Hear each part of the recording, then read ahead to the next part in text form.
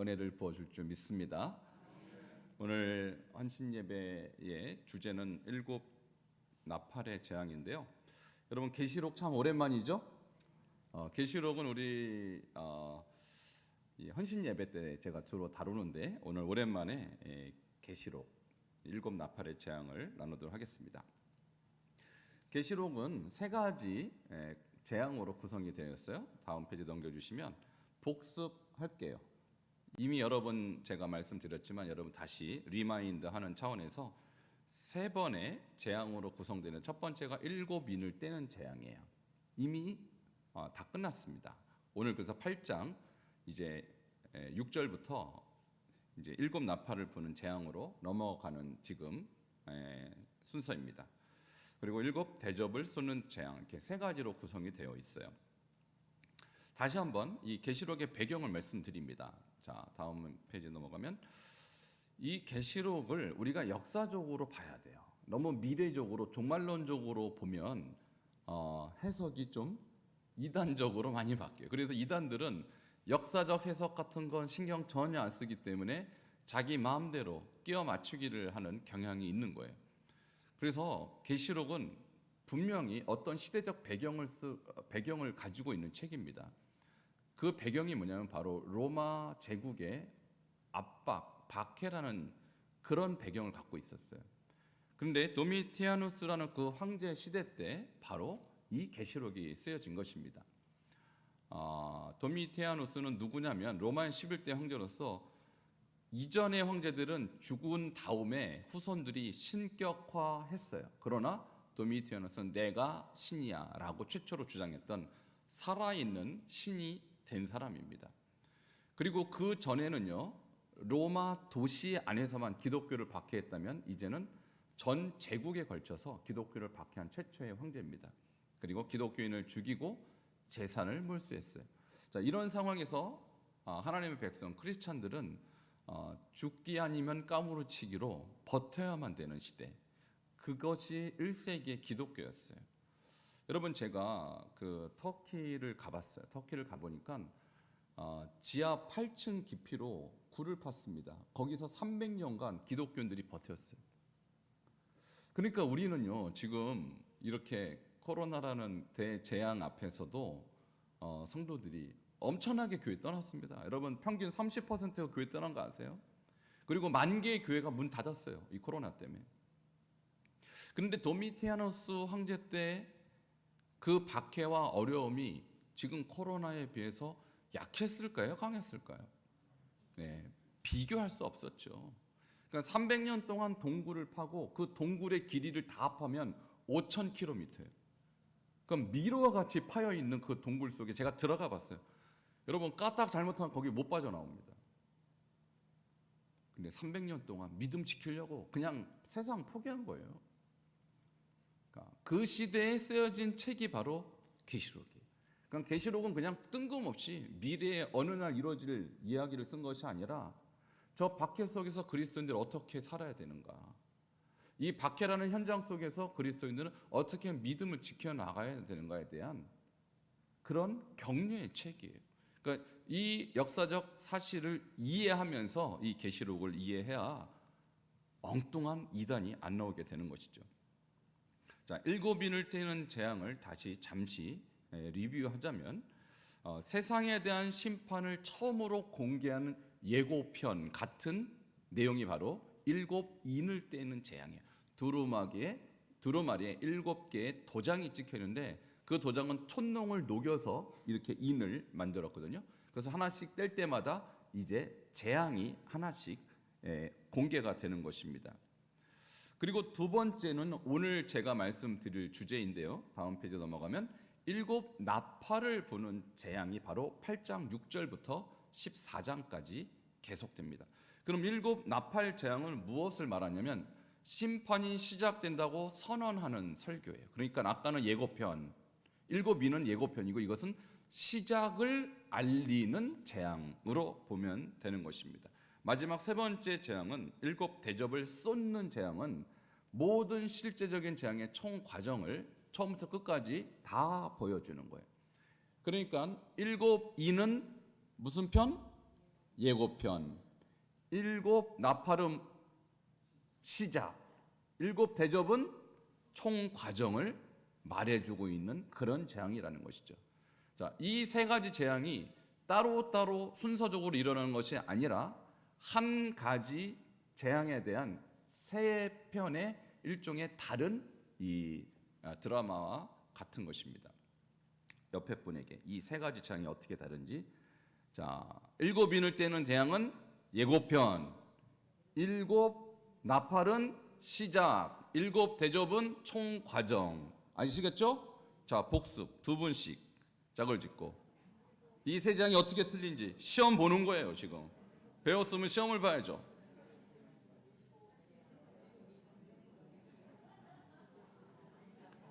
이거 지금 5번째 하는 겁니다, 여러분.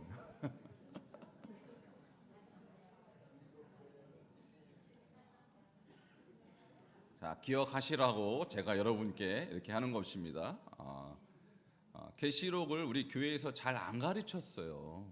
그리고 여러분도 잘 못 배웠어요. 그러니까 이단들이 엉뚱하게 헛소리 하는 거, 그거 다 맞는 줄 알고 거기에 끌려가는 거예요. 여러분 잘 배우시기 바랍니다. 7 재앙, 7 인의 재앙을 조금 요약할게요. 요약하면 이렇게 돼 있습니다. 자, 첫 번째는 세계적인 정복자의 출현. 그래서 흰 말이 등장해요. 이 흰 말을 문선명도 타고 또 김정은도 타고 개나 소나 다 탔어요. 자기가 바로 세계적인 정복자라고. 참 어떻게 그러면 이 계시록을 모르는 게 아니라는 거예요. 그 사람들이 이 세계적인 정복자가 자기임을 상징적으로 보여줘서 흰 말을 타고 돌아다니는 거예요. 다 사기입니다. 이 세계적인 정복자가 정확하게 누군지는 몰라요. 모르는데 어쨌든 첫 번째 인을 떼니까 그런 세력이 등장한다. 근데 부정적인 의미로 쓰였어요. 저 사람들은 다. 왜냐하면 전쟁, 흉년, 배고픔, 뭐 순교자의 탄원, 우주적 대환, 이게 다 부정적인 재앙과 같은 것들이잖아요. 근데 무슨 문선명이 자기가 흰 말을 타고 그러면 자기가 구세주란 뜻 아닙니까? 여긴 구세주란 뜻이 아니거든요. 그러니까 적용을 엉뚱하게 한 거예요. 그리고 두 번째 인을 떼니까 전쟁과 내란, 붉은 말. 그리고 세 번째 인을 떼니까 흉년과 기근, 검은 말이 등장하고 네 번째 인을 떼니까 청황색 말은 배고픔과 죽음의 재앙이 온 거예요. 자, 이런 재앙이 첫 번째 이 7 인의 재앙에 드러나는 것입니다. 그리고 다섯 번째 인을 떼니까 순교자의 탄원이 주여 어느 때까지 우리의 이 억울함을 방치하시겠습니까? 라고 하니까 순교자의 수가 차기까지 기다려라 이렇게 말씀했어요. 그리고 여섯 번째 인은 우주적 대환란이 일어나는데 이 우주적 대환란이 등장하는 마지막 구절에 7장 마지막 절에 이런 질문이 납니다. 이 엄청난 환란 속에 누가 능히 서리요? 라고 질문해요. 이것은요 하나님이 우리에게 질문하는 거예요. 너희들이 누가 이 지구에서 이 대 예수 그리스도의 재림과 하나님의 심판 속에서 누가 능히 버틸 수 있겠느냐? 여러분 누가 버틸 수 있을까요? 예수 따르는 자가 버티는 것입니다. 그리고 예수 믿지 않는 사람, 배교한 사람들, 불신자들 이때 못 버텨요. 이때는 아무도 그 대재앙 앞에서 여러분 쓰나미가 한번 덮쳐버리면 사람이 아무 대책이 없듯이 우주적 대환란, 그리스도의 재림 때 하나님의 심판 앞에서 누가 능히 서리요? 누가 버티겠어요? 아무도 버틸 수가 없는데 7장에 이제 6장까지가 이 7민의 재앙이라면 7장에 바로 14만 4천이 나오는데 그 14만 4천은 누구냐? 바로 인침받은 사람의 숫자죠. 그래서 여러분 인침받은 자는 어떤 환란이도 버틸 수 있는 것입니다. 14만 4천에 우리가 들어가 있는 거예요. 그래서 14만 4천은 구약적 관점에서 구원받은 자의 완전수라고 말씀드렸어요. 상징수예요. 근데 이단들은 자기네 공동체 안에 들어와야 이만희 집단에 들어오고 문선명 집단에 들어와야 14만 4천이다. 사기입니다. 이것은 구약적 관점에 구약의 12지파 그 다음에 12,000명 그래서 14만 4천은 이스라엘의 구원받은 자를 상징적으로 숫자를 말하는 거예요.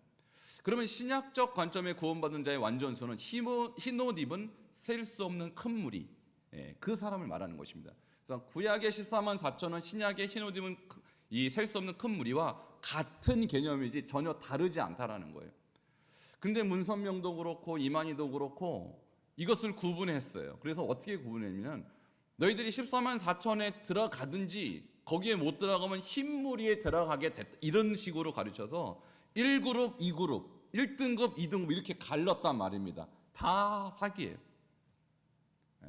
14만 4천이든지 흰옷 입은 셀 수 없는 큰 무리든지 똑같은 사람이에요. 그러니까 우리는 구약적 관점에서는 14만 4천이고 신약적 관점에서는 흰옷 입은 셀 수 없는 큰 무리에 들어가는 줄 믿으시기 바랍니다. 이것이 우리가 7장에서 인침 받은 자가 누구냐에 대한 설명인 것입니다. 오늘 드디어 8장으로 넘어가는데 8장은 이제 두 번째 재앙에 대한 일곱 인을 뗄 때 두 번째 시즌으로 넘어가는 것입니다. 자, 8장 1절 같이 보도록 하겠습니다. 시작. 일곱째 인을 떼실 때 하늘이 반시간쯤 고요하더니. 자, 일곱째 인을 이제 떼면 두 번째 재앙으로 넘어가는데요. 반시간쯤 고요하다. 이것은 제사장들이 이제 분향단 앞에서 분향을 할 때 걸리는 시간이 30분 정도 돼요. 그러니까 뭔가 이 시간은 제2의 스테이지로 넘어가는 중간 단계로서 폭풍 전야와 같은 그런 분위기를 지금 나타내고 있는 거예요. 그리고 이제 30분쯤 지나고 나서 두 번째 스테이지로 넘어가는 것이 바로 일곱 나팔 재앙이라고 그랬죠. 2절을 넘어가도록 하겠습니다. 같이 읽겠습니다. 시작.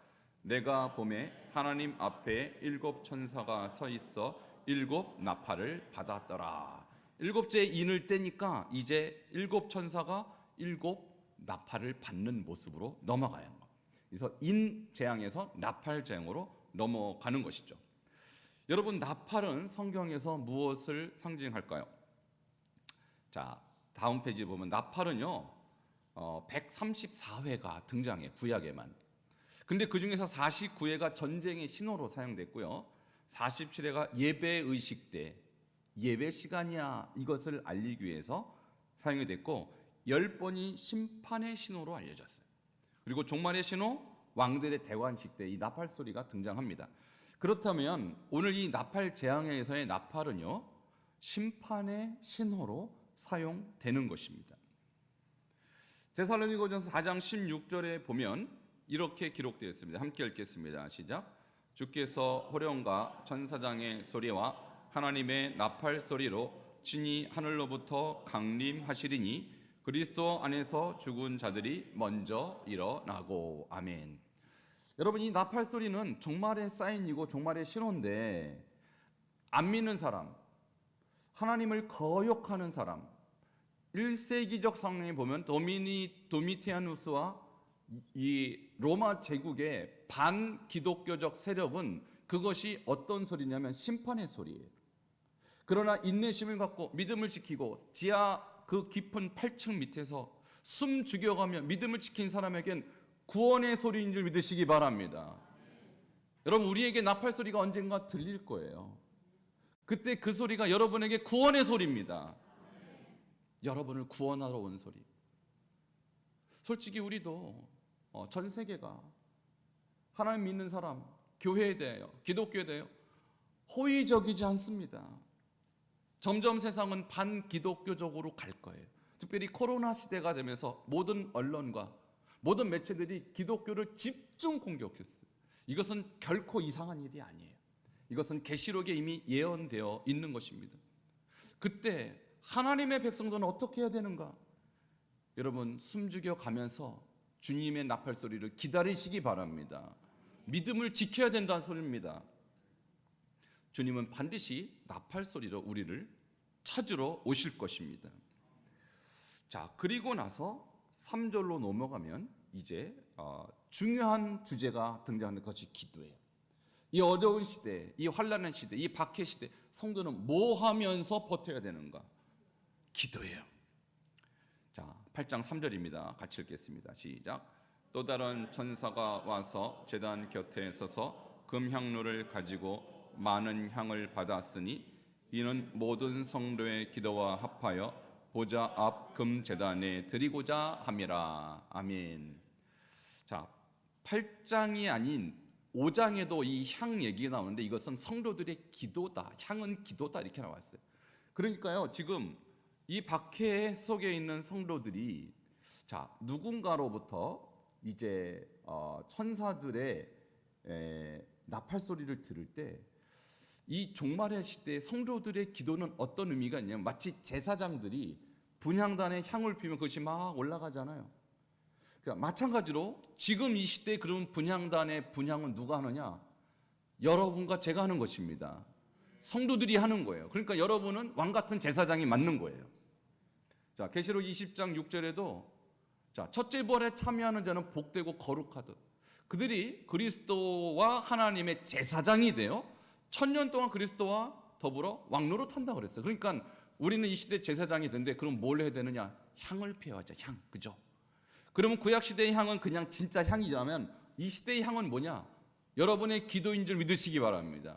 그러니까 여러분이 힘들지만 어렵지만 고난 속에 있지만 기도하면 그것이 하나님께 올라가요. 마치 분향단의 제사장의 그 향이 올라가듯이. 그리고 성도들의 이 기도는 하나님께서 지금 받기를 준비하고 계실 정도로 너무너무 하나님께서 기다리고 있는 것이 바로 성도들의 기도라는 것입니다. 자, 4절로 넘어가면 이 향연이 이제 올라갑니다. 같이 4절 읽겠습니다. 시작. 4절이 경배의 기도와 함께 천사의 손으로부터 하나님 앞으로 올라가는지라. 여러분, 이 성도의 기도는 도대체 어떤 내용으로 기도했을까요? 아까 제가 배경 말씀드렸어요. 1세기 기독교인들 뭐라고 기도했을까요? 주님 저에게 건강 주시옵소서 이렇게 기도했을까요? 주님 제 사정을 보시고 집안채를 주시옵소서 이렇게 기도했을까요? 주님 제 비즈니스에 성공을 허락하시옵소서 이렇게 기도했을까요? 이 성도님들은 지금 그럴 만한 상황이 아니죠. 굴 속에서 언제 죽을지 모르는 이 상황에서 그들의 기도는 딱 한 가지예요. 주님 언제 우리를 구원하실 겁니까? 얼른 구원해 주세요. 이렇게 기도했을 거라고요. 그러니 여러분 이 시대에 우리가 살면서 정말 진정한 기도 제목은요. 물론 우리 육신을 위해서도 기도해야 되지만 하나님은 여러분이 믿음 지키고 영원한 천국에 가는 것을 가장 주님이 원하시는 거예요. 여러분과 여러분 자손과 이 나라 이 민족 전 세계 열방이 하나님의 백성 되고 구원받는 것이 하나님의 소원이에요. 그래서 우리가 선교하는 거 아닙니까? 이 성도의 기도의 내용이요 어디에 들어있냐면 6장 10절에 있어요. 6장 10절 같이 6장 10절을 읽겠습니다. 시작. 큰 소리로 불러 이르되 거룩하고 참되신 대주제여 땅에 관한 자를 심판하여 우리의 피를 갚아주지 아니하시기를 어느 때까지 하시려 하나이까 하니. 자, 땅에 거하는 자들 누구죠? 도미티아누스와 그 로마 제국 그리고 기독교를 박해하는 그 강한 이 압제자들을 말하는 것입니다. 언제까지 주님 이 사람들을 내두실 겁니까? 얼른 심판하시고 우리는 구원하소서. 이것이 그들의 기도 제목이고 유일한 소원이에요. 그런데 주님께서 지금 이 8장에 드디어 그 기도가 향연처럼 올라가서 하나님께 상달되는 줄 믿으시기 바랍니다. 그리고 하나님은 응답하십니다. 그 응답이 뭐냐? 바로 재앙이에요. 근데 이 재앙은 숨지기며 믿음을 지킨 사람들에겐 재앙이 아니고 하나님의 백성을 박해하고 하나님의 사람들을 죽이고 하나님의 사람을 억압했던 사람들에게 적용되는 재앙이라는 거예요. 5절로 넘어갑니다. 8장 5절 시작. 천사가 향로를 가지고 제단에 불을 담아다가 땅에 쏟음에 우레와 음성과 번개와 지진이 나더라. 하나님께서 이 기도를 들으시고 그래 때가 됐다. 내가 이제 너희들의 억울함을 풀어주마. 너희들의 고난을 이제 내가 신원하여서 너희들에게 이제 빛을 보게 하리라. 너희를 박해하고 너희를 죽이려고 했던 그 사람들에게 내가 재앙을 쏟으리라. 이것이 5절이에요. 여러분 그러니까 이 계시록은 전반적으로 하나님의 심판인데 그 심판이 성도의 기도의 응답으로 임하는 심판이에요. 그러니까 우리의 기도가 얼마나 중요합니까?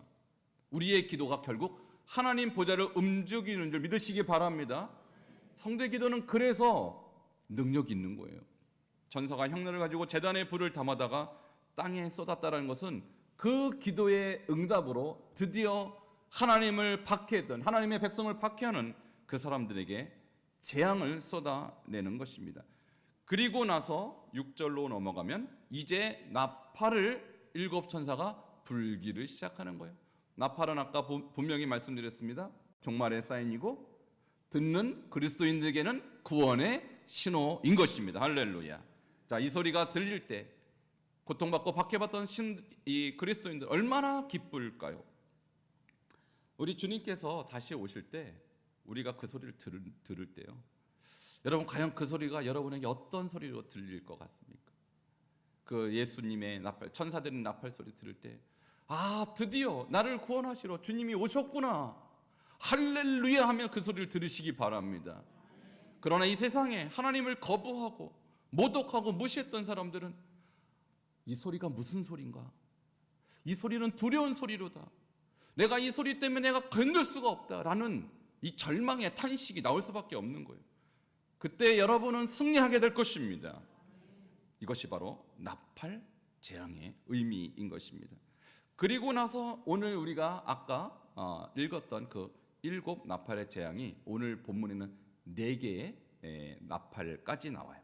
자, 제가 좀 요약을 했습니다. 자, 첫 번째 나팔은요, 이런 것입니다. 피 섞인 우박과 불이 쏟아져요. 첫 번째 나팔을 불 때. 자, 그리고 그 결과 땅의 3분의 1과 소목의 3분의 1이 불에 타버려요. 그리고 푸른 풀도 다 타버려요. 이것은 무슨 뜻이냐? 이것은 이스라엘을 향한 심판입니다. 하나님은 왜 이스라엘을 심판하는가? 예수 안 믿었기 때문이에요. 그들도 지금 예수 안 믿고 선교사들 거부하고 복음을 거부합니다. 어떻게 될까요? 이스라엘이라고 민족적으로 하나님 백성이었다고 아무 의미 없어요. 하나님께서 그들을 심판하실 것입니다. 근데 그것이 이스라엘이라는 근거가 뭐냐면 이 이스라엘을 푸른 풀, 수목이라고 비유를 구약에서 여러 군데 했기 때문이죠. 자, 둘째 나팔로 넘어갑니다. 둘째 나팔은 뭐냐면 불부는 큰 삼각 같은 것이 바다에 던져지는 그런 이 재앙이에요. 이 둘째 나팔을 불 때 바다의 3분의 1이 피가 되고 바다 가운데 생명 가진 피조물의 3분의 1이 죽어요. 그리고 3분의 1의 배가 깨져요. 굉장히 무섭죠. 아까 7 인을 떼는 재앙보다 훨씬 강도가 강해졌어요. 이것은 무엇을 뜻하냐면 이것은 바벨론, 구약의 바벨론이 신약에서는요 로마의 은어로 활용돼요. 왜냐하면 로마 제국 시대에 로마가 어쩌고저쩌고 그러면은 그 검열에 걸릴 거 아니에요. 그러니까 바벨론으로 대체해서 썼어요. 그러니까 여기서 불 붙는 큰 산, 이것은요 예레미야 51장 24절 보면은 갈대아와 바벨론에 대한 일종의 상징적인 그런 단어예요. 그래서 바벨론은 멸망될 것이다. 이것이 두 번째 나팔의 내용입니다. 자, 셋째 나팔로 넘어갑니다. 자, 셋째 나팔은 횃불같이 타는 큰 별이 하늘에서 떨어지는 재앙이에요. 나팔을 딱 보니까 횃불같이 타는 큰 별이 하늘에서 무수수 떨어지는 거예요. 근데 이 별의 이름은 쑥이다라고 그랬어요. 그래서 이것이 강에 들어갔을 때 물들의 3분의 1이 쑥이 돼서 쓰게 돼서 많은 사람이 이 물을 먹고 죽게 됐어요. 이것은 무엇을 의미하냐면 사탄이 일으킨 배도와 죄와 배도로 말미암아 생기는 쓰디쓴 고통과 심판을 상징하는 거예요. 자, 사탄이요, 이사야 14장 12절에 보면 하늘에서 떨어진 계명성이라고 이렇게 나와 있어요. 그러니까 여기에서 이 별이 떨어졌다는 말은 바로 사탄이 떨어진 것을 상징적으로 말하는 것입니다. 그래서 사탄이 천사에서 사탄이 됐고 이를 따르는 사람들은 사탄과 함께 쓰디쓴 고통을 당하게 되는 것이다. 이것이 세 번째 나팔의 내용입니다. 마지막 네 번째 나팔입니다. 자, 해 3분의 1과 달 3분의 1, 그다음에 별들의 3분의 1이 침을 당해서 그 3분의 1이 어두워졌다라고 나와 있어요. 그리고 낮에 3분의 1은 비침이었고 밤도 그러하다. 자, 이 네 번째 나팔의 의미는 뭐냐면 배도한 무리들에게 내리는 영적인 어둠, 즉 하나님의 심판을 말하는 것입니다. 그래서 오늘 본문은 네 번째 나팔까지 나와 있기 때문에 제가 이렇게 말씀을 드렸고요. 이 일곱 나팔에 대한 이 교훈을 제가 세 가지로 정리했습니다. 자, 첫 번째, 종말로 갈수록 재앙의 강도는 더욱 강해질 것입니다. 지금 우리 코로나 바이러스가 처음보다 점점점 강해지고 있죠. 마찬가지로 앞으로 우리가 맞이할 이 종말의 세계는 점점점 강도가 강한 그런 재앙이 올 것입니다. 이것을 우리가 알고 있어요. 이것은 어떤 자연적인 재해뿐만 아니라 로마 시대 기독교인들이 받았던 박해와 같이 기독교에 대한 박해도 점점점 강해질 거예요. 이것이 첫 번째 교훈이고, 두 번째, 극심한 재앙은 불신자에게는 심판이지만 성도에게는 재림의 신호인 것을 기억하시기 바랍니다. 그래서 이 재앙을 우리는 두려워할 필요가 없다라는 거예요. 자, 따라하시겠습니다. 극심한 재앙은 불신자에게는 심판이지만 나에게는 재림의 신호이다. 믿으시기 바랍니다. 자, 세 번째 교훈은요, 성도는 환난 중에도 기도를 통해 하나님의 보좌를 움직일 수 있는 권세를 가지고 있습니다. 믿으십니까? 자, 오늘 8장 1절에서 5절을 보면요, 성도들의 기도가 하나님께 올라가서 그 기도를 들으시고 하나님께서 나팔 재앙을 일으키신 거거든요. 그러니까 성도는 누구냐? 박해 때문에 지하에 갇혀 있는 존재가 아니에요. 성도는 비록 숨어 있을지라도, 박해를 받을지라도 우리의 기도는 천국 보좌를 올라가서 하나님께서 그 보좌를 흔드시고 그 흔들린 보좌가 이 땅에 영향을 미치는, 우리는 영적인 권세자인 것을 기억하시기 바랍니다.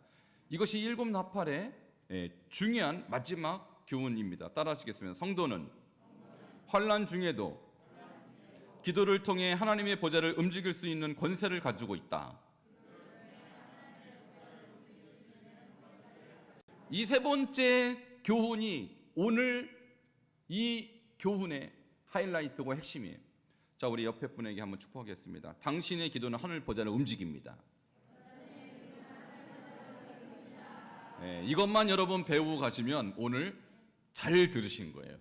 특별히 오늘 마리아 여선교회 헌신 예배를 드렸는데요. 마리아 여선교회 참 주님 앞에서 귀한 섬김과 헌신을 드리고 있는 귀한 여선교회라고 저는 믿는데요. 앞으로 여러분이 하나님께 기도할 때 여러분의 기도가 천국 보좌를 움직이시길 축원합니다. 그리고 우리 교회 모든 성도님들, 어렵고 힘든 이 상황 속에서도 여러분 기도하세요. 기도만 하나님의 보좌를 움직일 수가 있습니다. 그리고 그 기도가 우리 교회 지금 움직이고 있고 역사하고 있고, 특별히 여름 사역에 하나님께서 우리에게 가시적으로 보여주셨어요. 앞으로 더 많이 기도하고 더 많이 하나님 앞에 나아감으로 하나님께서 천국 보좌를 움직여 주시고 우리 교회에 하나님의 영광을 보여주시기를 주 이름으로 축원합니다. 함께 기도하시겠습니다.